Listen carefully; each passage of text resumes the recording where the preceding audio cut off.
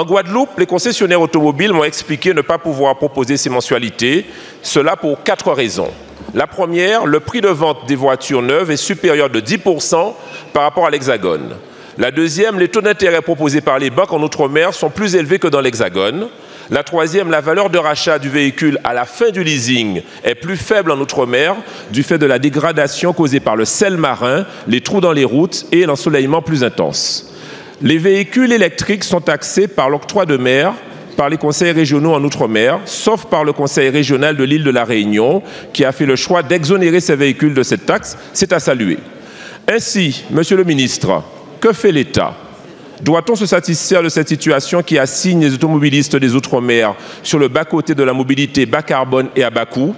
Selon les chiffres du gouvernement, il resterait approximativement 10 000 véhicules disponibles destinés au leasing social. Une partie d'entre eux doit bénéficier aux ultramarins.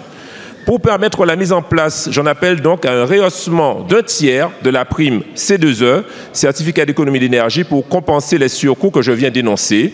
Il s'agit d'ailleurs d'une mesure qui ne vous coûtera rien, car financée par les mesures polluantes. Je vous remercie.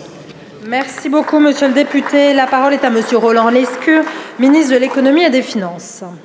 Merci madame la présidente.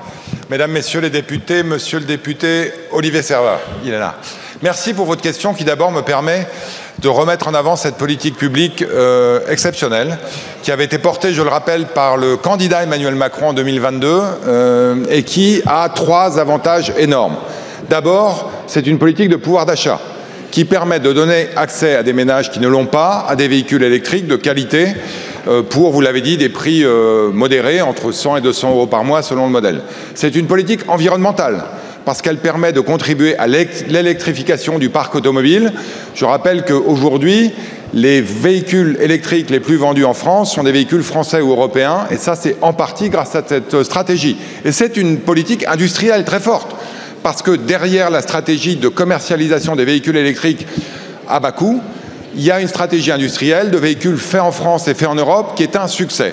Ce programme, c'est un succès. 50 000 véhicules commandés en 2024, près de 40 000, vous l'avez dit, commandés alors qu'on vient d'ouvrir le guichet. C'est un succès exceptionnel qui ne se dément pas. Mais vous l'avez dit aussi, le succès de ce programme dans les territoires d'outre-mer est à ce stade limité. Il a été ouvert au territoire d'outre-mer dès le mois de septembre. Vous l'avez dit, à La Réunion, on a déjà quelques dizaines de commandes.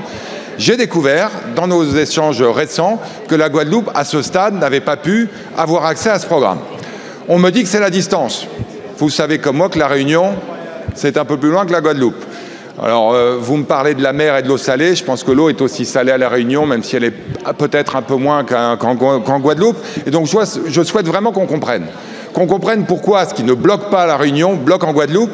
Nous avons décidé avec madame la ministre des Outre-mer de saisir le préfet de manière à ce qu'il rassemble l'ensemble des acteurs concernés, les transporteurs, les concessionnaires et les banquiers, de manière à comprendre ce qui bloque.